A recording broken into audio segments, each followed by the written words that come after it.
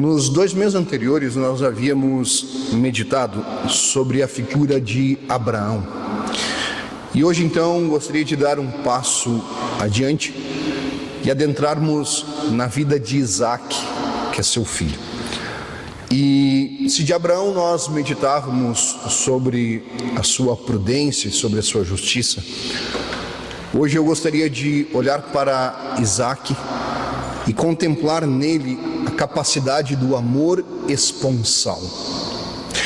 No capítulo 24 de Gênesis, que nós não leremos todo ele porque é um pouco extenso, vai narrar que Sara havia falecido. Então Abraão, ele faz com que um dos seus servos mais antigos e fiéis busque uma mulher entre os parentes de Abraão para que ela possa esposar Isaac.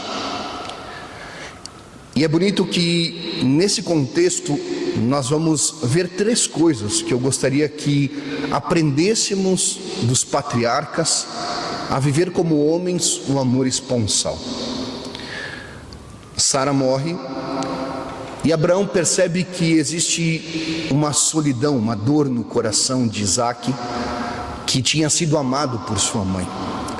E como homem sábio que ele era, ele sabia que só uma coisa seria capaz de curar aquele coração: um outro amor, e o amor de uma outra mulher. Então ele faz com que esse seu servo mais antigo junte camelos, riquezas e vá buscar uma esposa para Isaac. E aqui então nós percebemos a primeira característica do amor esponsal, que é a conquista.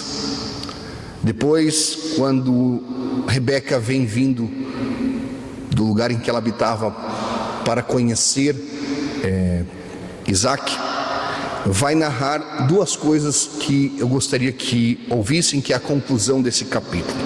Diz assim: ao cair da tarde, Isaac saiu para passear pelo campo e, erguendo os olhos, viu camelos chegando.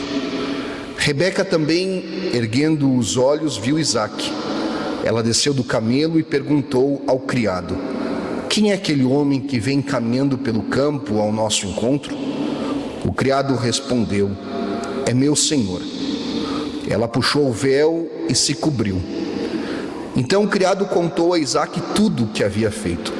Isaac introduziu Rebeca na tenda de Sara, sua mãe, e recebeu-a por esposa. Isaac amou-a, consolando-se assim da morte da mãe. 3 coisas então, como disse. A primeira, a conquista. O servo de Abraão conquista Rebeca para Isaac. Depois, quando Rebeca sabe que Isaac está perto, ela coloca um véu, como é comum no Oriente, né? As mulheres usarem um véu. E o terceiro ponto é que ela é introduzida na tenda, onde eles vivem então a intimidade. Isaac nos ensina que diante de uma mulher, o homem cristão, ele tem então essas 3 atitudes. A primeira, de conquistar aquele outro coração. Se eu perguntasse para os senhores, né, como foi o início do namoro, muitos vão contar, né, todas as peripécias que fizeram para tentar conquistar o coração daquela mulher. O servo de Abraão jogou pesado, levou camelo, levou joia, levou um monte de coisa. Por quê? Porque ele queria conquistar. Na época da conquista, o que se faz? Se joga com tudo que tem, né? Comprar flor, levar para jantar, né? Até tomar banho de vez em quando, todo aquele negócio, né? Ficar perfumado e tal. Por quê? Porque quer se mostrar o melhor. E aqui eu gostaria que a gente entendesse uma coisa para resgatar na nossa vida. No tempo do namoro, o esposo, ele vai não só mostrar para a esposa coisas boas, mas ele vai se dar conta que ele também tem coisas boas. Quando ele vai querer conquistar, ele vai olhar para si e ver aquilo que ele tem de bom dentro de si, para falar para a futura esposa como ele é. E mais, mesmo que ele não seja tão bom assim, ele vai se comprometer e vai dizer: eu vou tentar melhorar nisso aqui. E qual é esse primeiro ponto da conquista, então? É que o amor esponsal nos faz melhores. A esposa faz o esposo um homem melhor.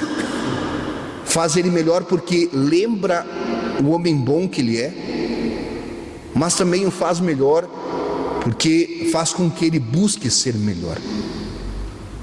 Porque se está diante de algo precioso, e diante de algo precioso que é o coração de uma mulher, nós buscamos ser melhores. Então a primeira característica do amor esponsal é isso, é que ele nos faz melhores. Então é preciso voltar lá nesse primeiro amor e recordar disso. No tempo da conquista, como eu era um homem que buscava ser melhor. Eu era um homem que olhava para mim e via as virtudes que eu tinha. Então hoje, de novo, porque a conquista é de todo dia, a oferta do que se é de todo dia. Depois, o segundo ponto do amor esponsal é que nós estamos diante de um mistério. É bonito que Rebeca vê Isaac ao longe e ela coloca o véu de novo. O véu é o símbolo do mistério. As coisas sagradas, elas têm um véu por cima. O cálice tem um véu, o sacrário normalmente tem um véu. Às vezes a gente vê algumas mulheres na igreja, né, com o véu. Não é mais obrigatório, mas também não é proibido. Por que as mulheres usavam o véu? Porque na igreja tudo que é sagrado é coberto. Então nós estamos diante de um mistério. Que mistério é esse? O mistério do outro. Você não está diante de qualquer pessoa ou qualquer coisa. Você está diante de um mistério grande, que é a vida daquela mulher. Nós somos um mistério para nós mesmos. O que é um mistério? É algo que nós conhecemos, mas sempre tem mais para conhecer. Eu já disse isso aqui numa homilia, né? É uma diferença entre problema e mistério. Problema é aquilo que tem solução, mistério é aquilo que você sempre vai conhecendo mais. Quando eu ia na escola, a professora botava, né? Resolva os problemas matemáticos. Por quê? Porque segundo ela tinha solução. Para mim era sempre um mistério, né? Mas ela disse que tinha solução. Mas porque você está diante de uma mulher, você está diante do quê? De um mistério que é o mistério da vida. Nós fazemos uma pergunta para cada um de nós: quem eu sou? E tu tenta descobrir isso. E cada vez mais que a gente adentra em nós, tem mais coisa para descobrir. Quando você está diante de uma mulher, que é a tua esposa, você está diante de alguém que também para ti é um mistério, nesse sentido, que sempre tem algo para buscar a mais, para conhecer a mais. Mas de que forma? Não de qualquer forma, de uma forma respeitosa, eu diria de uma forma religiosa. Você está diante de algo grande. Se eu te perguntasse o que é a coisa mais importante na tua vida, teu trabalho, ele passa. Os teus talentos, por um tempo. Talvez dirá: meus filhos, só tem ele por causa do coração de uma mulher. O mais importante para um homem casado, depois de Deus, é sua esposa. Porque os filhos que são fruto desse amor só tem por causa do amor esponsal. Ali que se faz uma aliança. Portanto, o coração da mulher passa a ser o caminho preferencial para chegar a Deus. Então aquela mulher, ela é o teu caminho. E diante do mistério daquela vida, esse aproximar-se diante dele. Há um autor chamado C.S. Lewis, que ele escreveu um livro chamado Crônicas de Nárnia. E ele tem uma frase célebre que ele diz assim: o coração de uma mulher deve estar tão escondido em Deus que o homem, para achá-lo, precisa buscar a Deus primeiro. Ou seja, o coração de uma mulher tem que estar tão escondido em Deus que para tu encontrar aquele coração primeiro, tu tem que encontrar Deus. Então bendito o homem que aqui está, que tem uma mulher que ama primeiro a Deus e depois a você. Porque quando ela aprende a amar a Deus, ela aprende a te amar de verdade. ela não vive de superficialidades, ela vive de coisas profundas. Porque para tu encontrar o coração dela, tu vai precisar primeiro encontrar o Deus dela. E quando tu encontrar o Deus dela, tu vai encontrar a fonte do amor que sustenta o coração dela no teu amor. Então, as mulheres, elas abrem para os maridos a grandiosidade desse mistério da vida e do amor.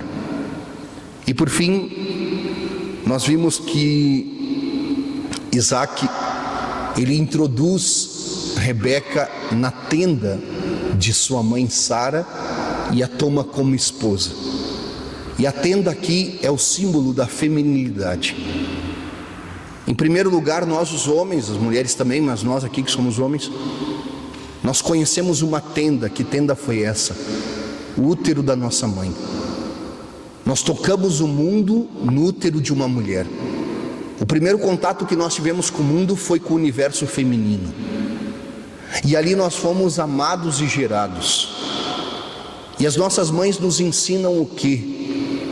Através do universo feminino, como amar. Nós amamos as nossas mães e descobrimos o amor. É a tenda do feminino. Mas que tipo de amor nós temos pelas nossas mães? Um amor de honra. Os filhos devem honrar os pais. A nossa mãe, ela tem que ser honrada por nós. Mesmo que ela não esteja entre nós, a nossa vida tem que ser uma honra a ela que nos gerou e que nos amou. Então nós, como os filhos, como homens, aprendemos das mulheres, da nossa mãe, esse amor que é um amor honrado. O trato com a mulher, ele nos tira dessa nossa vida um pouco bruta que nós temos e nos faz homens mais perceptíveis no amor, mais delicados no amor. Porém, essa é uma forma de amar. Depois nós aprendemos com as mulheres uma outra forma de amar. Sara morre. E quando Sara dá a luz a Isaac, ela gera uma mulher adulta, já uma anciã. Ela deu a Isaac um amor maduro. E Abraão, percebendo que faltava ali um amor feminino, agora ele faz uma passagem na vida de Isaac. Ele não dá uma nova mãe para Isaac. Abraão poderia ter se casado com uma outra mulher, como de fato fez, e poderia ter dito: bom, agora essa é tua mãe, está tudo bem. Não, ele entendeu que Isaac precisava do que agora? De uma outra forma de amor. Ele precisava amar uma mulher como sua esposa. E por isso vai dizer a Sagrada Escritura que Rebeca entra na tenda de Sara, isso é, no universo feminino de Isaac, mas ele a recebeu não como sua mãe, mas como sua esposa. E para nós os católicos isso é muito importante. Por quê? Porque quando nós amamos uma mulher de forma esponsal, como fazemos? Fazemos como Cristo. Por isso 3 coisas são importantes. Se promete no dia do matrimônio ser fiel, amar e respeitar. Se a mãe nos ensina a viver um amor que honra, a esposa nos ensina a viver um amor de fidelidade, de respeito e de entrega total. Fidelidade. Aquela mulher, ela confiou em ti. Ela colocou a sua vida em ti. Ela acredita que todos os dias da tua vida tu vai viver para amá-la, para mediar o amor de Cristo no coração dela. É isso que ela acredita. A fidelidade aqui não está em não trair, não é isso, isso é muito pouco. A fidelidade está em cuidar. Talvez eu já tenha dito isso, desculpa se eu repito, mas se a gente saísse de férias e pedisse para um amigo cuidar da nossa casa e dissesse: ó, cuida do jardim para mim, a gente voltasse depois de um mês, está tudo virado em mato, a gente falasse para ele: pô, tu não ficou de cuidar do meu jardim? E ele olhasse para nós e dissesse: tá, mas eu não fui em nenhum outro jardim, fiquei aqui o mês inteiro. Tá bom, a pergunta é: tu cuidou do jardim? Não, tu só não foi no outro. Ser fiel é cuidar daquilo que nos foi dado. E aproveitando um pouco os escritores ingleses, Chesterton, que foi um homem apaixonado por sua mulher, ele tem uma frase muito bonita que ele diz assim: ser fiel a uma única mulher é um preço pequeno demais se comparado a algo tão grande como ter uma mulher. Ser fiel é um preço muito pequeno comparado à graça que é ter uma mulher, é ter alguém para amar todos os dias da vida. Então, a fidelidade, ela tem que ser um valor da nossa alma. Por quê? Porque ela nos ensina a amar que nem homens. O homem maduro é fiel, ele respeita. O que é respeitar? É estar diante desse mistério, que é o coração daquela mulher, e tratá-la como ela merece.